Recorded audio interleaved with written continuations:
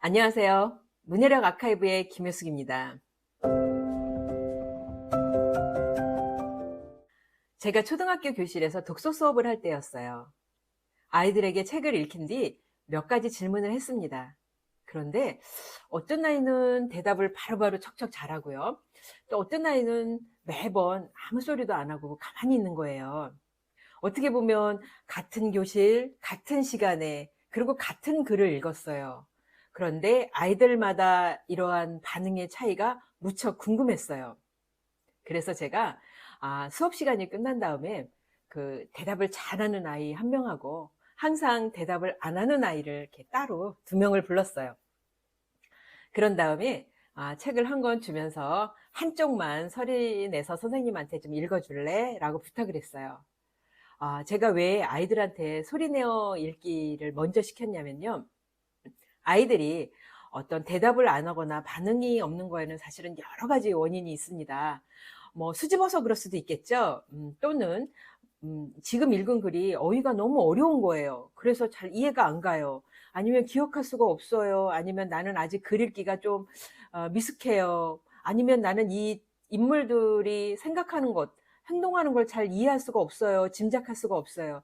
이런 것처럼 다양한 원인이 있습니다. 하지만 그 중에서 소리내어 읽기를 시키면요. 그 원인이 어디에 있는가 가장 먼저 빠르게 알 수 있는 방법 중에 하나입니다.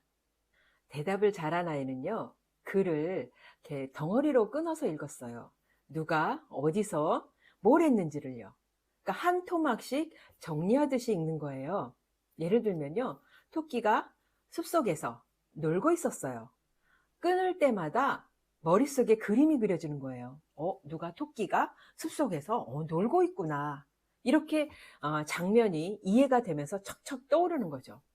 그런데 대답을 잘 하지 못한 아이는요, 한 문장을 그냥 이렇게 딱 붙여서 읽는 거예요.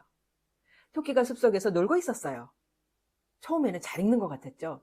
또 다른 문장은 어떤 식이냐면요. 토끼가 숲 속에 서놀고 있었어요. 이런 식으로 읽는 거예요. 그러니까 끊어 읽지 않아야 될 때, 또는 그 단어를 중간중간 끊어서 읽는 거죠.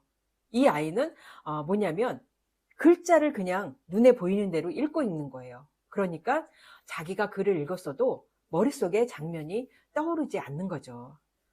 그렇다면 도대체 이 차이는 어떻게 생긴 걸까요?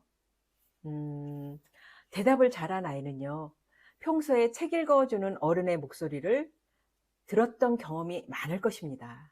어디서 멈추고 어디서 숨을 쉬는지 자연스럽게 귀로 익히는 거죠. 반면에 대답을 못한 아이는요, 이런 경험이 부족할 것입니다. 책 읽기는 그냥 이렇게 글자를 줄줄줄줄 읽는 거라고 뿐이 생각을 못할 수 있죠. 끊어읽기를 못하는 아이들은요, 겉보기엔 속도가 빠른 경우도 있어요.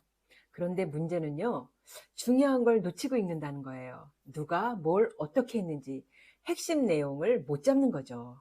그러니까 이 글 속에서 무슨 내용이 있었는지를 잘 기억을 하지 못하고 또 그걸 바탕으로 뭔가 짐작해야 되는 내용에서 뒤처지게 되는 거죠. 그럼 집에서 어떻게 도와주는 것이 좋을까요? 부담스럽지 않게 놀이식으로 가볍게 하면 아주 좋은 방법이 있습니다. 먼저는요, 아까처럼 아이가 그냥 이렇게 쭉 이어서 읽는단 말이에요. 붙여서 읽을 때는 우리 글을 보면 이렇게 띄어쓰기가 되어 있잖아요. 빈칸이. 그러면 빈칸마다 박수를 치는 거예요. 동글 안으로 쿵쿵 돌진하던 이런 식으로 뭔가 이렇게 띄어져 있는 띄어쓰기를 한 곳에서 박수를 치면서 읽으면 됩니다. 그럼 아이들이 이거는 중간에 끊으면 안 되고 이 단어는 하나씩 끊어서 이렇게 읽으면서 몸으로 익히게 되는 거죠. 그 다음에 이제 두 번째는요, 요게 좀 익숙해지잖아요. 그래도 단어는 끊어 읽지 않게 되었다. 그냥 단어별로, 단어 중간에 끊어 읽는 것이 아니라, 그렇다라면은 두 개의 단어씩 붙여서 읽는 겁니다. 붙인다는 게 이렇게 붙여서 읽는 게 아니라요. 띄어 읽기를 하지만 두 개를 동시에 이어서 읽는다라는 거죠. 예를 들어서 동굴 안으로 쿵쿵 돌진하던 곰이 이런 식으로 두 개씩 두 단어씩 묶어서 읽게 하면 됩니다. 이거를 우리가 흔히 말하는 이제 구 단위로 읽는다고 얘기를 하거든요. 그치만 아이들한테 뭐 구 단위로 읽어라, 뭐 어떻게 읽어라 하면 애들이 사실은 모르잖아요. 그러니까 단어 하나씩 읽는 것이 좀 익숙해지면 단어 두 개씩 묶어서 마치 고무줄로 엮듯이요. 그렇게 읽게 시키시면 되고요. 자, 아이들이요, 그 단어별로 띄어 읽었어요. 그 다음에는 두 단어씩 묶어서 읽었어요. 그 다음에 세 번째는요, 한 셋에서 다섯 단어씩 이렇게 묶어서 읽는 거예요. 우리가 흔히 이거를 뭐 의미 단위로 읽기 이렇게 말을 하거든요. 근데 이 의미 단위 읽기라고 하면 아이들한테는 좀 설명이 어려울 수도 있겠죠. 그냥 세 개에서 다섯 개를 읽는데 그게 이제 원칙적으로는 그런 거예요. 누가 무엇을 하다라는 이런 의미 덩어리로 끊어 읽는 거예요. 그러니까 아까 말한 것처럼 동굴 안으로 쿵쿵 돌진하던 곰이 그 다음에 후 거기서 숨을 쉬는 거예요. 양에게 버럭 소리를 질렀어요. 후. 자, 보세요. 동굴 안으로 쿵쿵 돌진하던 곰이라는 것은 누가 뭘 하고 있다라는 게 나오죠. 그 다음에 양이 버럭 소리를 질렀어요. 양쪽의 이 끊어 읽은 부분들이 독립적으로 의미를 가지고 있어요. 그래서 요럴 때 끊어서 읽는데 그냥 끊어 읽는 게 아니라 후 하고 호흡을 한다라는 걸 알려주는 거예요. 그래서 아이들한테 그렇게 끊어 읽기를 단계적으로 가르쳐 주면은 훨씬 더 이해하기도 쉽고요. 나름대로 문장이 어떻게 이루어지고 있는가, 이런 것들도 잘 알게 됩니다.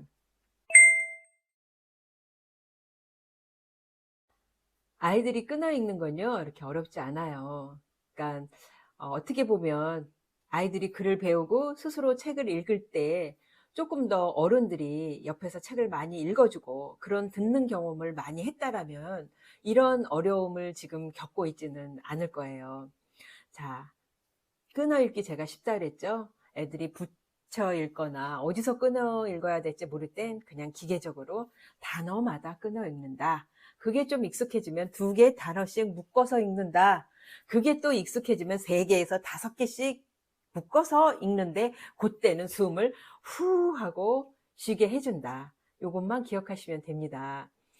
사실은요, 끊어 읽는데 정답이 없어요. 꼭 여기서 끊어 읽어야 된다라는 게 없다라는 거죠. 여기서 끊어 읽어도 되고, 저기서 끊어 읽어도 돼요. 그렇지만 아이들한테는 나름대로 이렇게 뭔가 끊어 읽었을 때, 머릿속에 장면이 더 잘 떠오르고 이해하기 쉽다. 이런 것들을 느낄 수만 있게 해준다라면 그게 최고입니다. 읽기는요, 속도가 아니라 이해의 속도. 이게 바로 읽기의 가장 중요한 부분이라고 생각하시면 됩니다.